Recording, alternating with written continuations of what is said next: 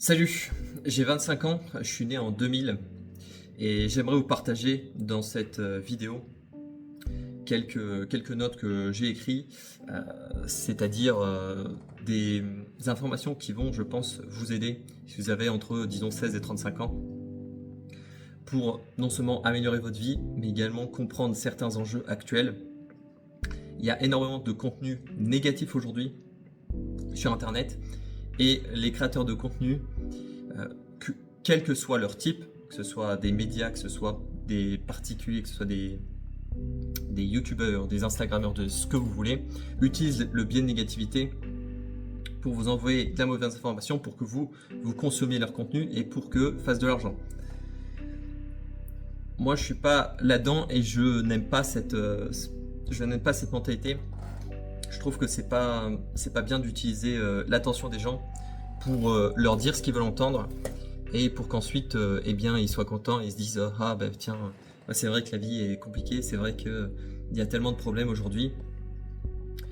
Donc aujourd'hui je vais vous balancer la vérité, rien que la vérité, en tout cas ce que je pense. Si vous êtes une petite nature, n'écoutez pas la vidéo parce que je risque de vous choquer. Voilà, je vais vous partager du solide et des éléments qui, si vous êtes de ma génération, vous seront très utiles. Et tout ça dans une dynamique positive, optimiste. Je ne vais pas vous dire des trucs pour vous faire plaisir.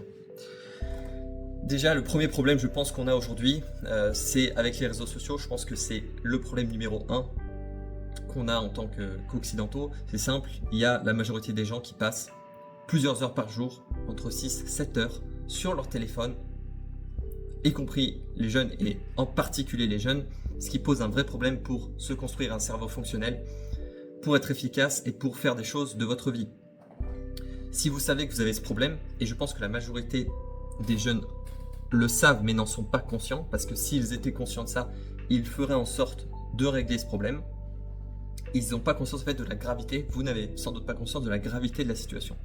C'est-à-dire vous pensez que c'est pas si grave, bon je passe tant d'heures sur mon téléphone à ne rien faire, à consommer du contenu débile et bon c'est pas un vrai problème, voilà c'est la vie comme ça. Non, vous perdez les 3/4, vous perdez un quart de votre vie ou voire plus en fait à ne rien faire et à vous détruire. Donc si vous pensez que c'est une bonne chose à faire, ben, continuez. En tout cas vous allez vous détruire, vous allez vous niquer. Et à mon avis aujourd'hui, eh bien tous les gens n'arrivent plus à être épanouis, à se sentir bien à cause de ça. Le téléphone, c'est un vrai problème parce que c'est un moyen de vous dire ok ben là mon cerveau a besoin de dopamine, mon cerveau a besoin de plaisir, je ne sais pas quoi faire, je suis un loser donc je prends mon téléphone et j'ai mon plaisir immédiat. Donc faut bien prendre conscience de l'aspect vraiment ridicule et l'aspect un petit peu gênant de ça quoi. C'est-à-dire ça fait un peu pitié de passer son temps à son téléphone pour consommer et non pas pour produire, ou en tout cas non pas pour faire quelque chose ou pour apprendre quelque chose d'utile. Être dans la passivité comme ça, à scroller, si vous voyez moi je sais que il m'arrive de scroller mais à chaque fois que je me rends compte très sincèrement je me dis que ça craint. Et si je vois quelqu'un dans la rue qui est en train de scroller ou dans le métro, dans les transports, peu importe, je vois bien qu'il y a un vrai problème avec ça et que c'est un aspect de masturbation intellectuelle. Il y a quelque chose de très gênant là-dedans. Donc voilà, faites attention. Je pense que ma génération doit régler ce problème impérativement de consommateurs passifs sur les réseaux. C'est la première chose à voir si vous voulez avoir une meilleure vie aujourd'hui. Donc ça c'était la première chose que je voulais dire. Ensuite, on a eu de la chance, je pense que ma génération bénéficie d'un changement culturel. Évidemment là je m'adresse aux Français, francophones. Avant les années 2000, je n'ai pas les dates exactes, il faudrait que je révise mon histoire, mais les Français n'ont jamais été très connus pour être de grands sportifs et on n'avait pas la culture du physique, on n'avait pas la culture de la beauté physique. Enfin, on avait une certaine forme de beauté qu'on mettait en avant, mais elle n'était pas orientée vers le muscle, c'était plutôt quelque chose de fonctionnel. Et aujourd'hui, grâce à l'américanisation, on a eu quand même quelque chose de positif qui a été la fitness culture, qui a été l'apparition de tout simplement l'encouragement à changer son corps et à avoir un plus beau corps et à ne pas ressembler à un poulpe. Si vous avez un physique qui est disgracieux, qui ne correspond pas à un physique fonctionnel, eh bien, vous ne pouvez pas avoir une bonne vie. Vous ne pouvez pas ressembler à rien et être satisfait de vous. Vous allez avoir honte, vous allez avoir tout un tas d'émotions négatives et vous aurez raison de les avoir. Donc ça, c'est la deuxième chose, je pense, très importante aujourd'hui pour ma génération, c'est bénéficier de la chance qu'on a d'avoir une culture du sport qui a son apogée, je pense, par rapport à il y a des siècles, et la culture du beau. Donc, faites partie de ça. Ne vous en détachez pas. En tout cas, c'est un conseil que je peux vous donner.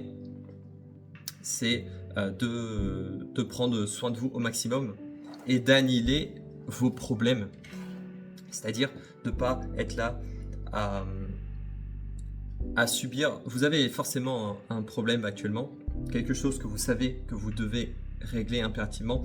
Ça peut être physique, ça peut être la santé, ça peut être financièrement, ça peut être relationnellement, ou ça peut être familial. Et ce qui arrive dans la majorité des cas avec la majorité des gens, et je pense que c'est encore plus présent pour ma génération, c'est d'être dans une logique passive, c'est d'attendre un petit peu que les choses se règlent d'elles-mêmes.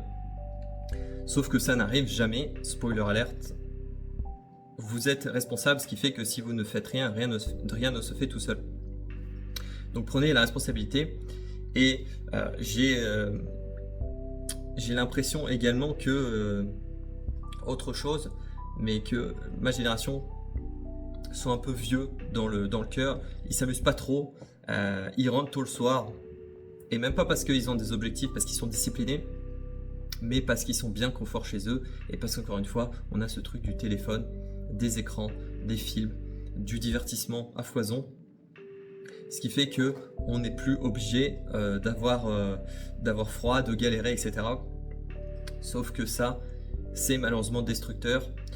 Donc il vaut mieux, je pense, avoir du fun et passer du temps dehors à sortir, même si c'est un peu plus inconfortable pour beaucoup de personnes, de par la nécessité de sociabiliser, de bouger ses fesses et également de tout simplement être actif.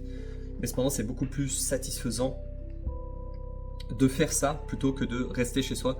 Donc, tu sais, j'avais des amis avant où il m'était arrivé de proposer certains trucs que je considérais assez fun, des petites sorties où on pouvait aller sortir, danser, etc.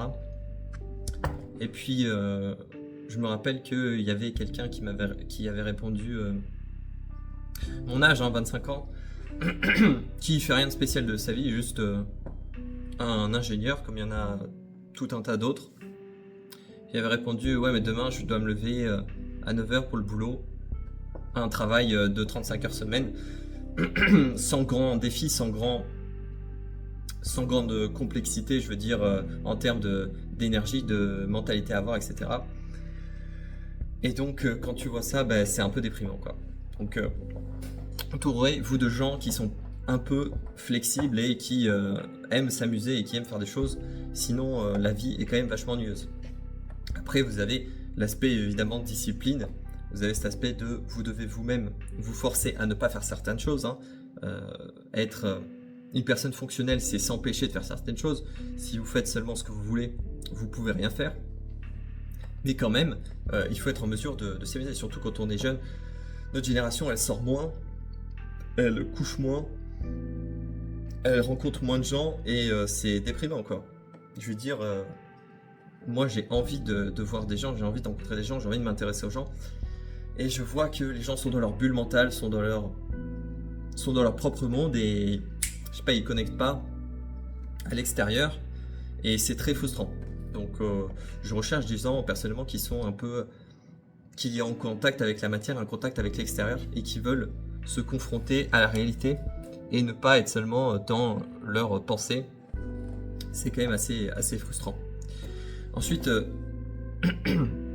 c'est désordonné hein, mes notes, mais je voulais vous parler un peu de certains trucs. Je crois personnellement à l'évolution de la conscience humaine et de la connaissance humaine au fil des générations. Ça veut dire quoi? Ça veut dire que je pense qu'on croit de moins en moins aux conneries culturelles, aux conneries que nos ancêtres ont créées, ont pensé, et que les élites du passé ont mis dans la tête des gens afin de contrôler leur vie. Donc, pour moi, c'est évident que aujourd'hui, en 2025, si vous êtes encore dans la religion, si vous êtes encore dans des croyances qui n'ont absolument aucun sens, et je pèse mes mots, enfin je veux dire Jésus, Marie, Joseph et le christianisme, etc. Je suis désolé, mais pour moi c'est de la grosse connerie, et il n'y a aucune donnée véritable qui pourrait faire penser le contraire. Tout ça, j'ai pris par exemple le christianisme, mais c'est pareil pour l'islam, pour le judaïsme, pour toutes les autres religions. Je veux dire, je pense que il faut à un moment sortir de ça quand même. On a eu des siècles et des siècles d'avancées en pensée critique et en capacité à se rapprocher, je pense, de la vérité. Et je pense qu'on va se rapprocher de plus en plus d'une compréhension du monde réaliste. Et donc, quand vous voyez qu'il y a encore des milliards de gens qui sont à croire des conneries, et encore, si ces conneries-là ne les empêchaient pas d'avancer dans leur vie, bah, ce serait pas grave. Limite, ce serait des croyances qui seraient positives pour eux. Mais la majorité des cas, ce qui se passe, c'est que, en fait, la religion vous empêche de penser par vous-même, vous empêche d'avoir votre propre jugement. Ça vous empêche quand même d'être capable de mesurer la réalité. Ça vous empêche de voir en vous-même vos côtés obscurs et vos côtés qui sont considérés comme mal, alors que ça fait partie de l'humanité. J'aime bien la phrase qui dit qu'on a inventé le diable pour désigner le mal à l'extérieur de soi alors qu'il est à l'intérieur de soi-même. Donc bref, tout ça pour dire que la religion c'est une forme d'irresponsabilité et les nombreuses croyances en fait spirituelles c'est une forme d'irresponsabilité parce que vous allez dire ok ma vie est comme ça parce que c'est Dieu qui l'a voulu, c'est parce que c'est le destin, c'est parce que c'est le karma, c'est parce que je ne sais pas trop quoi. Bon, à un moment donné, voilà, si vous voulez être vécu, eh bien choisissez ce chemin, mais si vous voulez vivre, vous devez être responsable et prendre le chemin de la décision et le chemin où vous êtes acteur de votre vie et non plus à croire que, je ne sais pas, que des astres ont des influences sur votre vie, que peu importe, que Dieu peut vous parler, que le démon peut vous inciter à faire des choses. Tout ça, c'est tout ce qui se passe, c'est en vous. Et vous avez le pouvoir de décider ou pas. Ça me paraît assez évident, mais je voulais partager ça. Le hasard, ma mentalité face au hasard, c'est de prendre le hasard en levrette. C'est-à-dire que le travail et vous partez avec ce que vous avez dans la vie. Ok, donc ça c'est le hasard, où vous êtes né, votre intelligence, vos capacités, vos talents, etc. Et ensuite vous démerdez pour faire ce que vous pouvez avec ça, sachant qu'évidemment il y aura des gens plus chanceux, moins chanceux que vous, mais vous devez battre ce hasard-là et vous dire de toute façon ça n'a aucune importance parce que je suis acteur de ma vie et je vais gagner, je vais réussir ce que je veux, peu importe les événements extérieurs. C'est une attitude qui est combative et qui est vraiment celle à avoir, je pense, pour réaliser ce que vous voulez avoir. Très important également d'avoir des objectifs, parce que si vous n'en avez pas, si vous naviguez à vue, Si vous allez ici et là sans savoir pourquoi, c'est un vrai problème. Parce que dans ce cas-là, c'est le destin qui va décider pour vous. Et croyez-moi, vous ne voulez pas que le destin décide pour vous, parce qu'à moins que vous ayez beaucoup de chance, vous risquez d'être malheureux. Et ça, c'est la pure vérité. Donc, dernière chose sur ce point-là, la quantité bat la qualité. C'est-à-dire, également, c'est en rapport avec la spiritualité. C'est beaucoup de gens pensent que, oui, telle chose va arriver parce que grâce à la chance, parce que, je sais pas, Dieu va me donner ça, il faut que j'attende, machin truc. Bon. Admettons, vous voulez rencontrer quelqu'un, une femme ou un homme. Vous pouvez vous dire que vous sortez, etc. Vous ne cherchez pas à rencontrer quelqu'un et que ça va arriver et que Dieu va vous donner ce que vous voulez. Il faut que je bois un peu d'eau. Le problème avec ça, c'est que vous n'avez pas le contrôle sur le quand, le comment, sur le où, etc. Et donc, et sur la personne aussi. Donc, en résumé, vous donnez cette partie de votre vie au destin, au hasard. Et vous avez une approche qualitative de la chose. Si vous avez une approche quantitative, dans le cas des relations par exemple, c'est se dire ok, je vais chercher à rencontrer ce type de personne en faisant ça, en allant dans ce type d'endroit, en faisant telle action. Dans ce cas-là, vous redevenez maître de cette partie de votre vie. Et donc, la quantité, cette approche-là va battre systématiquement l'approche qualitative, l'approche passive. Et c'est pareil pour tout, pour l'argent, pour tout, pour l'amitié, pour ce que vous voulez, pour la santé. Rien ne se donne gratuitement grâce au hasard. Sinon, c'est juste de la chance et vous ne savez pas si vous allez être chanceux ou pas. Pas moyen de savoir ça. C'est important. Ensuite, sortez de la matrice. C'est un truc marrant qu'on a aujourd'hui, c'est un truc que je trouve très fun, c'est comment on a repris le film Matrix pour parler de la matrice aujourd'hui, de ce qu'on appelle la matrice, c'est-à-dire l'État, les lois, le système, etc. Mais je vais vous le dire encore une fois, du coup, sortez de la matrice, c'est-à-dire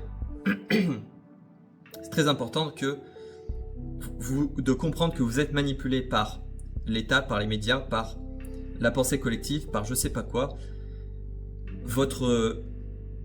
L'être humain est parfaitement manipulable et vous êtes totalement manipulable. Et si vous n'avez pas conscience de ça, vous croyez au-dessus de ça, vous allez être mal. Il faut bien comprendre que vous êtes une victime de forces extérieures, etc. Et que vous devez vous battre constamment pour ne pas subir la puissance de forces extérieures sur vous. Donc, n'ayez pas peur de l'État, c'est une forme d'illusion, et une forme de mafia d'ailleurs. N'ayez pas peur de la pensée collective, de je sais pas quoi, n'ayez pas peur des impôts. Je vois beaucoup de gens qui acceptent de payer certains impôts, certaines taxes, et qui sont là, ah, putain, c'est quand même scandaleux, tout ce qu'on nous prend, c'est quand même scandaleux de se faire voler comme ça par l'État. Bah oui, mais vous décidez de payer l'État, vous décidez de donner votre argent. Est-ce que vous êtes libre ou est-ce que l'État vous force et vient vous chercher votre... Non, pas du tout. Donc vous acceptez, en fait, vous consentez à payer l'impôt. C'est important ça, c'est oui, mais il y a la pression de la police, de l'État, les juges peuvent venir et puis on peut me saisir. Vous décidez quand même de consentir. Ça c'est important. Vous pouvez ne pas consentir aux choses.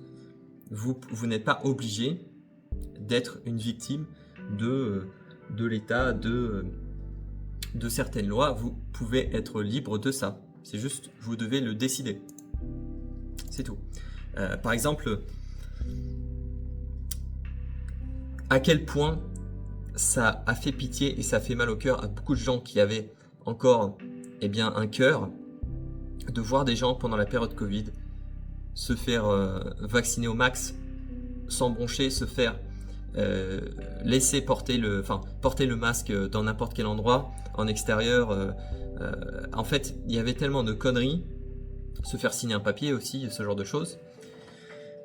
C'était bien parce que ça permet de voir quelles personnes n'avait aucun caractère et quelle personne était complètement à la merci en fait de l'État. Parce que si vous acceptez de vous faire signer un papier pour sortir de chez vous, je suis désolé mais il y a un problème. Donc si vous avez accepté ça, c'est le moment de vous remettre en question et de vous dire comment j'ai fait pour être une serpillière à ce point. Voilà, je veux insulter personne, mais je veux dire, il y a un moment, c'est inquiétant, c'est très inquiétant. Ensuite, là c'est vraiment très important pour ma génération et pour les jeunes, parce que quand vous êtes jeune, tout le monde est politisé, donc souvent les jeunes sont souvent soit d'extrême gauche, soit d'extrême droite, on va souvent dans les extrêmes. Faut bien comprendre que la politique en soi-même, c'est des gens qui ont une forte libido. je vais dire un petit peu, j'en rigole un peu, mais en gros, c'est des gens qui ont une certaine volonté de puissance, une certaine capacité de parler, une certaine volonté d'avoir des choses dans la vie. Ils font de la politique, ils y croient pas. Dans la majorité des cas, ils s'en foutent. Ils obtiennent du pouvoir. Comme ils obtiennent du pouvoir, ils obtiennent des bénéfices socio-économiques. Comme ils obtiennent des bénéfices socio-économiques, ils obtiennent des femmes plus belles que la moyenne. Ils obtiennent en gros des avantages, du prestige, etc. Et donc, ils ont une vie qui est améliorée. Ils deviennent un peu connus, etc. Tout ça, c'est un rôle, c'est un personnage. Ça n'a pas d'importance pour vous. Et tout ça, c'est un cirque de personnes comme ça qui font leur truc. C'est une sorte de mafia organisée qui ont pour but à la fin de prendre votre argent et de vous niquer. Donc, si vous êtes impliqué dans la politique à ce niveau-là, eh bien, si vous êtes à fond impliqué dans la politique, à penser « Ah oui, mais peut-être que cette loi sera votée », tout ça, c'est un théâtre, ça n'a pas d'importance pour vous, pour votre vie. Si un État a une politique qui ne vous plaît pas, la meilleure chose à faire, c'est de vous casser. Si vous voulez faire le combat politique, ben vous savez ce qui va se passer. Vous n'allez pas avoir assez de puissance pour battre ces gens-là. Et puis, vous allez vous faire défoncer par des élites qui sont plus intelligentes que vous, qui ont plus de pouvoir, qui ont plus de réseaux, etc. Et vous allez finir comme martyr. Et puis, vous êtes là, oh, ben voilà, je me suis battu, etc. J'ai fait mon devoir, mais votre devoir de quoi? Vous avez juste gâché votre vie. Donc, ne vous impliquez pas politiquement. Au minimum, si vous voulez, vous pouvez voter, parce que voter, ça a un impact de 1, alors que ne pas voter a un impact de 0. Donc, à la limite, vous pouvez faire une action plutôt que de faire aucune action. Je suis d'accord avec ça. Mais bon, je connais beaucoup de gens qui parlent beaucoup de politique, qui sont là à être vraiment impliqués dans ce qui se passe dans le monde, ah putain, Macron il a dit ça, l'Europe il est en train de faire ça, mais c'est la matrice, ça existe que parce que vous y prêtez attention. Si vous vous désengagez de ça, la seule chose qui reste, c'est des humains, des individus qui échangent entre eux et qui se parlent, qui échangent des biens, des services, qui couchent ensemble, qui font des enfants, qui voyagent, etc. Tout le reste, c'est la loi, l'État, etc. Ça fait partie d'une matrice constituée que les gens collectivement acceptent comme ayant de la valeur, alors que ça n'en a pas vraiment. C'est simplement une décision, c'est simplement une hallucination collective, comme dirait l'autre. Bon. Donc, par exemple, aussi par rapport à la politique, mais dites ce que vous pensez vraiment et n'ayez pas peur de dire la vérité. Le terrorisme intellectuel, en 2025, enfin je veux dire, ça doit cesser et c'est absolument ridicule de se dire que pendant des années, des dizaines d'années en France, notamment pas seulement en France, mais dans l'Occident par exemple, je vais donner l'exemple le plus classique parce que on parle très souvent de ça, mais l'immigration arabo-africaine n'a jamais été une bonne chose. Et il fallait pas être un génie, il fallait pas avoir 150 de QI pour le comprendre. Il fallait juste être capable d'avoir du bon sens et de l'observer. Et n'importe qui qui n'était pas un menteur et qui n'avait pas peur socialement, pouvait exprimer ça, même quand on traitait les gens de connards, de fachos, etc. Tout ça est en train de complètement changer. Aujourd'hui, l'esprit, disons, de droite, l'esprit un petit peu de défense des Occidentaux est en train de gagner, et heureusement d'ailleurs. Il fallait que ma génération et que les gens encore plus jeunes que moi aient les couilles d'affronter l'esprit des boomers qui nous ont imposé la merde en Europe en ayant accueilli des millions de migrants qui ont violé nos femmes, tué nos enfants, etc. Mais à cause de la lâcheté de beaucoup de gens, de ne pas pouvoir dire que, ah bah oui, des millions de Maghrébins qui cassent, purée, je suis en train de faire des grosses généralisations. Non mais évidemment, il y a des gens bien dans toutes les cultures, de toutes les races, etc. Je suis pas en train de dire le contraire. Mais vous avez compris ce que je voulais dire. Parce que, en tout cas, on est quand même mieux à vivre avec des gens qui nous ressemblent. Et d'ailleurs, si les pays du tiers-monde étaient intéressants à habiter, eh bien, ces immigrés ne viendraient pas ici. Donc, bref, l'immigration, c'est de la merde. Et ayez le courage de dire des vérités comme ça. Là, j'ai pris cet exemple parce que c'est l'exemple de base, mais il y en a plein d'autres, évidemment, en politique. Et donc, dernière chose sur la politique, c'est que aussi, si vous vous engagez dans ce milieu, vous allez rencontrer que des connards. Puisque, comme je vous ai dit, la personnalité qui est nécessaire à avoir pour faire de la politique et pour être dans ce milieu, c'est d'être attiré par le pouvoir, par le regard des autres, par le statut, etc. Ce qui est quelque chose de normal, mais aller en fait en politique pour obtenir ça, c'en est autre chose. C'est-à-dire que vous acceptez de vivre dans le mensonge permanent, vous acceptez de vouloir manipuler les gens, etc. Donc, vous allez être entouré de connards si vous restez dans ce milieu. Donc, ensuite, qu'est-ce que je veux dire ? Restez pas isolés. On a un problème avec ma génération, je pense, c'est l'isolation. J'en ai un peu parlé avant. Enfin, l'isolation. J'ai fait une vidéo hier sur le bâtiment, donc je suis encore là-dedans. Non, je voulais dire l'isolement social. Faut s'ouvrir aux gens, intéressez-vous aux gens, posez des questions aux gens, comprenez les gens, soyez fiable avec les gens, ne soyez pas un connard avec les gens.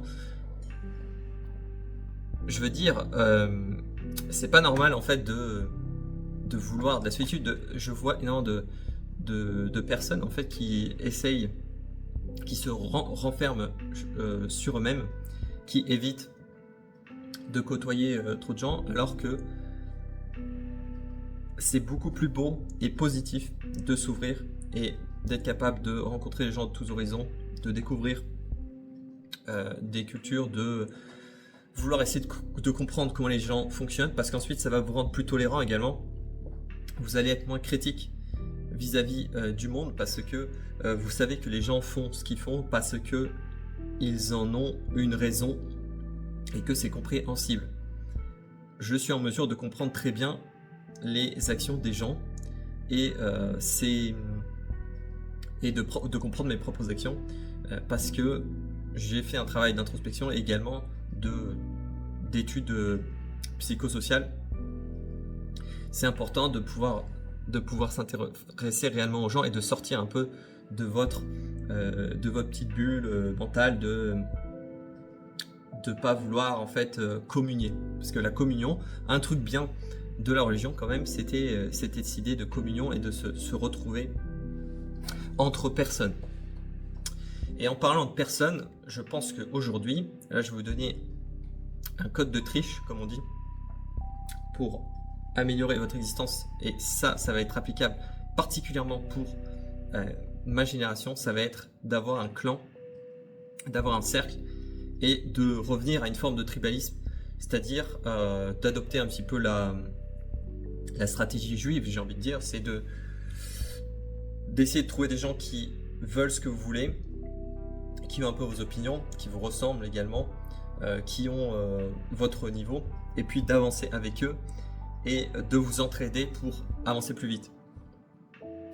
On vous a menti et la société actuelle encourage en fait à être seul, à ne pas créer avec des gens, ce qui fait que si vous n'avez pas d'équipe, si vous n'avez pas une team, par exemple, c'est particulièrement vrai pour les hommes ce que je dis, mais si vous avancez seul, vous allez être beaucoup moins efficace. Si vous avez la chance en fait d'avoir un groupe d'amis proches solide, eh bien vous allez beaucoup plus réussir dans tous les aspects de votre vie.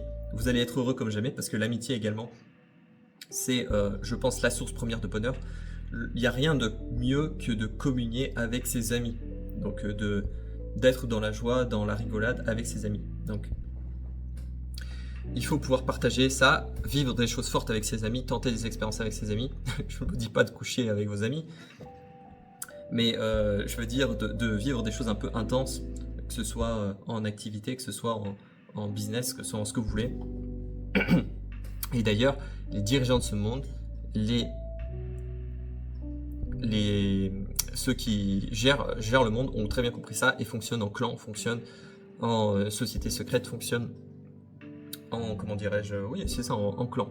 Donc si vous êtes seul, vous ne valez pas grand chose et vous n'allez pas aller loin, parce que vous allez manquer de data, et comme vous n'avez pas une sorte de réflexion, une sorte de miroir sur ce que vous faites dans votre vie, eh bien ça va vous empêcher en fait de progresser à une vitesse comment dirais-je, de croisière. Enfin, vous allez avancer lentement.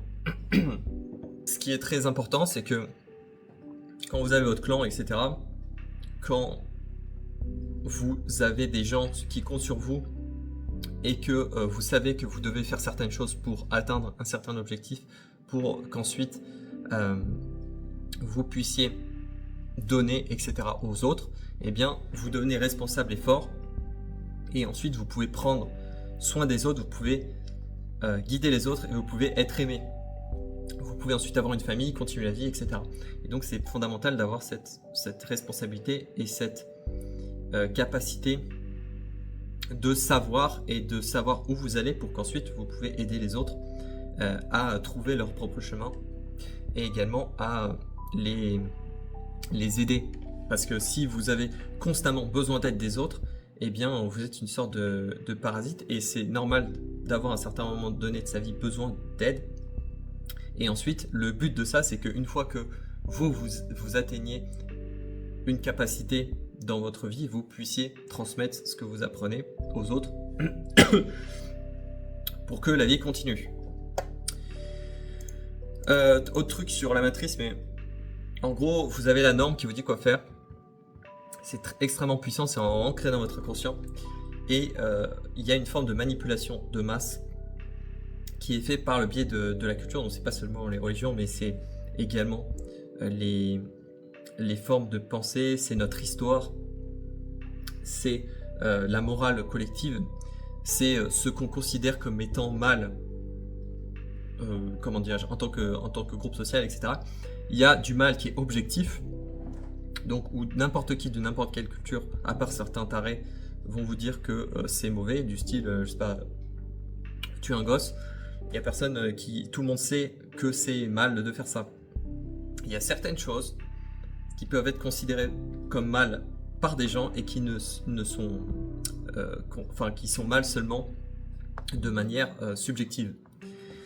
Et ces choses-là, il faut pouvoir en fait remettre en question la norme et pouvoir penser par soi-même en se disant, est-ce que véritablement je dois rester bloqué par rapport à cette chose? Est-ce que j'ai envie de faire telle chose? Est-ce que c'est si amoral que ça? Ou même, dans le sens inverse, certaines choses peuvent être morales, admises comme morales, comment dirais-je, collectivement, alors qu'en vérité, si vous réfléchissez au truc, ça peut être immoral. Comme le sentiment de pitié également. Ça peut être un bon exemple. Ensuite, il faut qu'on parle de la dépression, parce que une des choses qui est, j'ai envie de dire, le plus commun de ma génération, j'ai les datas pour la France et on a les datas pour l'Europe. mais particulièrement la France est touchée par une sorte de vague de dépression / déprime, où vous voyez des gens en fait sont morts intérieurement, n'ont plus un cerveau qui fonctionne et sont incapables de rien faire. Si vous aviez responsabilité sur votre vie, si vous aviez le contrôle, vous n'auriez pas pu être en dépression ou en déprime. Donc en gros, je suis désolé, mais la dépression, et j'ai moi-même eu des phases de déprime, etc., donc je m'inclus dedans, mais c'est important d'être honnête avec ça et d'être transparent. La dépression, c'est une maladie de victime, c'est-à-dire que c'est un symptôme de votre incapacité à gérer votre propre vie, ce qui fait que vous, hormonalement et physiquement, votre corps vous a victimisé. Votre corps s'est mis dans un état de mort parce que vous n'étiez vous-même pas en train de faire votre vie. Vous étiez en train de vous laisser mourir, donc votre corps a dit bon bah d'accord, j'ai pas d'hormones à construire, je fais plus de testo, je fais plus de dopamine, ma vie c'est ça. Donc vous avez cédé sur le contrôle, et bien la dépression arrive, c'est simple. C'est pour ça qu'il faut être rapide, annihiler ses problèmes. Il faut prendre en main tout simplement son existence et se dire que si vous avez ça, vous refusez de l'avoir et puis vous ne l'aurez plus et puis vous avez la responsabilité de cette dépression en amont. Et puis évidemment ce qui fait qu'après enfin je veux dire en amont vous aviez la responsabilité, vous n'avez pas été responsable, vous avez la dépression et donc maintenant c'est à vous de reprendre la responsabilité, de reprendre le contrôle pour régler le problème et puis ensuite vous démarrez un nouveau cycle. Ensuite qu'est-ce que j'ai mis? Oui, donc là j'avais dit être rapide, régler ses problèmes, mais il y a un vrai problème de lenteur de la société. Vous savez, une journée c'est 24 heures, une semaine c'est je sais plus combien d'heures, un mois c'est beaucoup plus d'heures. Si vous êtes en mesure d'utiliser vos heures sur, par exemple sur une semaine, vous avez énormément d'heures pour faire des choses en fait. C'est dingue que... En fait, ce que je veux dire, c'est qu'on peut énormément avancer en peu de temps. Si vous avez compris ça, en fait, vous pouvez même changer votre vie en 1 mois, en 2 mois, en 3 mois. Parce que, comme la plupart des gens ne font rien, si vous faites quelque chose, vous allez, comment dirais-je en français, outperformer, vous allez surperformer par rapport à la norme. Parce que les gens ne font rien. Voilà, c'est la vérité. Ils utilisent leur temps et même ils ne sont pas productifs. L'improductivité dans les... dans les bureaux, en particulier dans les métiers, disons intellectuels, dans les métiers de bureau tout simplement, administratifs, informatiques, etc. Les gens sont profondément improductifs. Ils font leurs tâches en très beaucoup de temps. En beaucoup de temps, ils n'arrivent pas à identifier ce qu'ils doivent faire, le faire rapidement et ensuite avoir la liberté de faire ce qu'ils veulent. Ils font comme ça, puis ils doivent atteindre ça, et puis ils commencent, puis ensuite ils s'arrêtent un peu, ils vont boire un café, ils y vont, et donc au final ça prend 8 heures, alors qu'en fait ça pourrait être fait en 3 heures. Donc la productivité c'est un vrai sujet, et si vous n'êtes pas productif, faut régler ça quoi. Qu'est-ce que j'ai mis d'autre ? Ensuite, respectabilité de soi-même, c'est-à-dire que, là je voulais vous dire 2-3 trucs, mais refusez les boulots de merde, les situations de merde, vous contentez pas d'avoir si peu et d'être content en disant « Ah oui, j'ai quand même cette copine qui est à moitié moche et qui me casse les couilles, c'est pas grave, ça me va. » Ou j'ai ce boulot où bon ça se passe à peu près bien, je suis à peu près bien payé, allez voilà, c'est pas grave, je vais rester comme ça. Si vous restez comme ça, c'est la porte à la dépression, c'est la porte à l'ennui, mais c'est la porte tout simplement à la mort, parce que si vous avancez plus, vous tirez une balle dans le pied. Donc respectez votre puissance, respectez votre humanité. Vous n'êtes pas fait pour être un esclave, vous n'êtes pas fait pour être une victime, vous êtes fait pour la liberté. L'homme a été conçu pour être libre et pour être un être qui crée dans la vie et qui n'est pas bougé comme ça à droite à gauche par les forces de l'univers. Si vous prenez l'univers en levrette, c'est pas lui qui vous prend levrette. En parlant de levrette, coucher avec des gens, baiser, voilà, rencontrer des hommes, des femmes, ça dépend de quel bord vous êtes, mais voilà, reproduisez-vous, couchez avec des gens. Aujourd'hui, on fait plus d'enfants en Europe, et il y a quelque chose de tragique là-dedans. J'ai pas mal réfléchi à cette question, et il y a une partie de moi qui pense que ce n'est peut-être pas la meilleure idée de faire des enfants. Et en fait, je pense que si vous avez la responsabilité et si vous prenez le contrôle sur votre vie, vous allez avoir cette envie de faire des enfants et de vous reproduire. Donc en résumé, le bonheur crée l'envie de faire des gosses. Et le fait que vous ne fassiez pas d'enfants, le fait que notre société ne fait pas d'enfants, que notre génération va sans doute faire moins de 2 enfants, de 2,1 enfants par femme, ce qui fait que les générations ne seront pas renouvelées, etc. Ce fait-là, ça fait que en fait, vous avez moins de sens à votre vie, vous n'avez pas d'obligation à être responsable, et donc vous vous tuez vous-même. Je n'ai pas d'enfant actuellement, mais je suis encore jeune, mais c'est quelque chose que je ferai plus tard, une fois que j'ai rencontré la bonne personne, et une fois que je serai dans la situation idéale pour faire des enfants. Vous savez, hier j'ai rencontré un Belge dans un café. Un mec plutôt grand, qui avait l'air à peu près sympa, avec une femme magnifique. Ils avaient fait un enfant. Et je discutais 2 minutes avec sa femme, puis après je suis reparti pour aller travailler. Et et avant de partir, je dis au Belge, je dis j'espère que tu en feras un autre. J'espère que tu vas faire un autre enfant. Fais-en plus, on en a besoin. On a besoin d'Européens, on a plus besoin d'Européens. Puis il était là, il fait, oh non, c'est assez. Franchement, en fait, j'ai vu que, je sais pas, il s'était couché quoi. Je comprends pas. Il y avait nos ancêtres, ils faisaient 8 enfants et ils arrivaient à gérer. Alors il y a l'aspect économique bien sûr, mais je veux dire, je pense que c'est tout à fait gérable quand même de faire plus de 2 enfants par femme. Je comprends pas ce renoncement. Enfin si, je comprends totalement le renoncement à faire des enfants, mais je ne pense pas que ce soit un bon choix pour ma génération. On a besoin d'Européens et de blancs sur terre, parce que c'est un truc qui est, je pense, évident, mais admettons, imaginez le monde de demain, vous supprimez les Européens, les Américains, enfin vous supprimez les blancs. Il reste quoi? Il reste les Latinos, il reste les Africains, les Africains noirs, les Maghrébins, il reste les Asiatiques et il reste les Arabes. Est-ce que vous pensez qu'un monde sans blanc, ce sera un monde de beauté, de culture et un monde qui vaut la peine? Moi, je pense que les gens vont beaucoup souffrir sans Européens. Je pense que on a un rôle fondamental sur cette terre et que si on n'est plus là, écoutez, bon courage. J'aimerais rajouter un dernier point sur les relations hommes-femmes.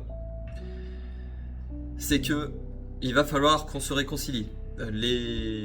Si on veut que notre génération produise des bébés et que notre génération soit fonctionnelle, on va pas pouvoir être là à dire, nous les hommes, que toutes les femmes sont des salopes, que ce sont des connasses, qu'elles sont comme ci, comme ça. Bon écoutez, la réalité c'est que les gens sont comme ils sont et que la nature a fait les choses comme ça et que vous y pouvez rien, mais c'est comme ça, faut l'accepter. Mais ayez une attitude positive envers les gens, soyez humaniste, arrêtez d'être dans la critique, dans la négativité vis-à-vis des femmes si vous êtes un homme et vis-à-vis des hommes si vous êtes une femme. J'entends aussi également de l'autre côté beaucoup de femmes qui disent que tous les hommes sont comme ci, sont comme ça. Eh bien écoutez, oui, la nature nous a fait comme ça et on n'y peut rien. Donc unissons-nous et faisons en sorte que nous créons des relations fonctionnelles, des familles fonctionnelles, etc. On ne veut pas reproduire les vagues de divorce qui se sont produites par le passé. Et si jamais on ne doit pas se marier pour avoir des relations fonctionnelles et réalistes qui fonctionnent, eh bien on ne se mariera pas, on fera des enfants et le clan s'occupera des enfants. Ça fonctionne très bien aussi comme ça. L'enfant, il a besoin d'attention, il a besoin d'être aimé, mais il n'a pas forcément besoin d'un père et d'une mère dans un modèle traditionnel. Donc on va trouver des solutions pour que ça fonctionne, mais en tout cas, il faut arrêter de se tirer dans les pattes, donner la confiance aux gens. Et puis, si les gens vous trahissent, si un homme, une femme vous trahissent, si jamais ça ne se passe mal, et ben ça fait partie de la vie, et puis c'est tout, et puis on continue. Que la vie continue. Voilà. Ça, je voulais rajouter ça sur cette question, parce que ça m'énerve de voir tant de négativité d'hommes et de femmes parler mal sur l'autre sexe. Ça mène à rien, et c'est un peu le rodingue. Donc, qu'est-ce que j'ai mis d'autre ? Ouais, réfléchissez mondialement, pas localement. Ça, c'est plus un conseil pour sa vie, mais en fait, le truc, c'est que beaucoup de gens ne sont pas assez ouverts, je pense, internationalement. Et la vie internationale, c'est difficile, surtout si vous êtes casanier et que vous aimez pas trop bouger, etc. Mais en dehors de l'aspect simplement géographique et de déplacement, il y a la question des échanges économiques. Et aujourd'hui, grâce à Internet, vous pouvez faire du business avec des gens partout dans le monde sans vous déplacer. Et donc, quand je dis ouvrez-vous au monde, c'est être capable d'identifier des problèmes dans différents pays, de vous proposer de les résoudre, d'échanger avec des gens à l'échelle mondiale, de pouvoir vous déplacer, d'avoir de la liberté géographique, parce que si vous avez de la liberté géographique, vous ne pourrez pas être une victime des États et vous pourrez ne pas consentir à beaucoup de choses. Parce que si vous êtes bloqué à un endroit, en fait, c'est là où les États peuvent vous contrôler et peuvent vous imposer leur politique, peuvent vous imposer leurs taxes, etc. Si vous êtes mobile, si vous avez des sociétés ici et là, si vous avez plusieurs propriétés à droite à gauche, c'est plusieurs résidences, eh bien vous pourrez tout simplement choisir ce qui est le plus avantageux pour vous et ne pas vous faire victimiser. Donc voilà, les pays sont, comme dirait notre cher Jacques Attali, sont des hôtels. Il avait raison sur ce point, je suis désolé. Et donc, vous préférez être dans un 5 étoiles que dans un 4 étoiles. Aujourd'hui, la notion de France, si tant est qu'elle ait eu un sens par le passé, aujourd'hui, ça n'a pas vraiment de sens. Si vous êtes jeune, je vous invite à quitter ce pays, parce que ce pays est un pays de malades mentaux qui va vous bouffer votre énergie, votre argent. Vous allez côtoyer des gens qui sont pas sains.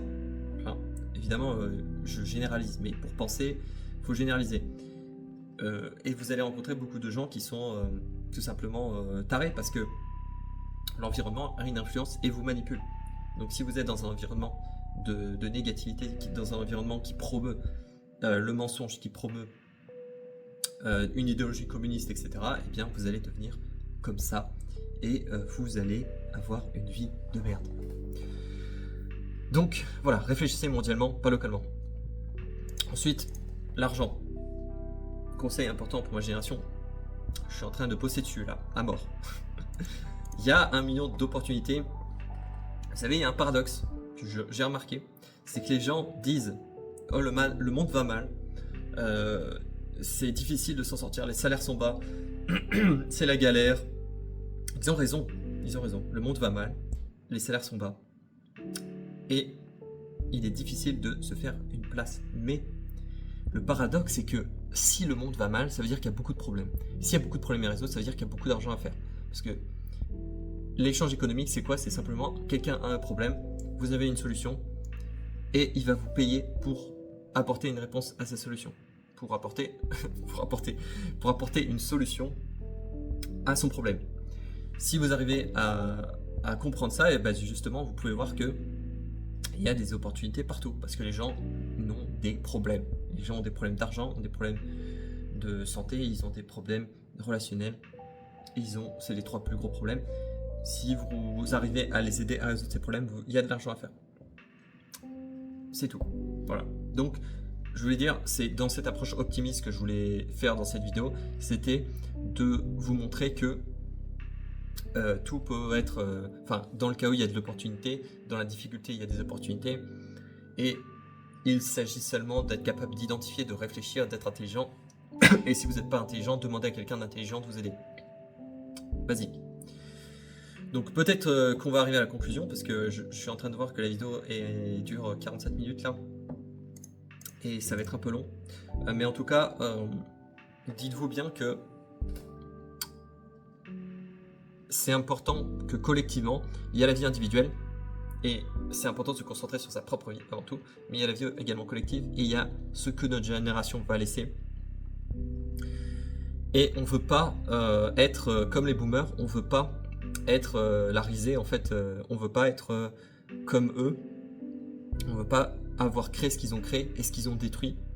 On veut être dans une dynamique positive de construction, d'entraide, de fraternité, et on veut créer des visions qui vont permettre d'améliorer notre vie. Donc soyez présents dans le game, vivez votre vie, essayez de faire partie du jeu et de ne pas être trop en retrait. Il y a des gens compétitifs qui vont tout manger. Aujourd'hui, il y a des jeunes qui sont, je le vois tous les jours, il y en a qui sont productifs, qui sont compétents, qui sont capables, et ils raflent tout. Ils raflent les belles femmes, ils raflent l'argent, ils raflent ils raflent les meilleurs artefacts qu'on peut acheter sur Terre, les meilleurs styles de vie, etc. Si vous ne faites rien, vous allez crever. Donc faites partie du bon côté de l'île. Je sais plus, je sais pas comment je veux dire ça, mais faites partie du bon côté de l'histoire et du bon côté de notre génération. Merci de m'avoir écouté. N'hésitez pas à vous abonner. Je sais pas si je referai beaucoup de vidéos de ce genre, mais en tout cas, ça m'a fait plaisir de vous partager ça en ce beau dimanche. À l'heure où je tourne cette vidéo, on est dimanche, mais je pense que je la sortirai probablement demain, lundi. Allez, salut!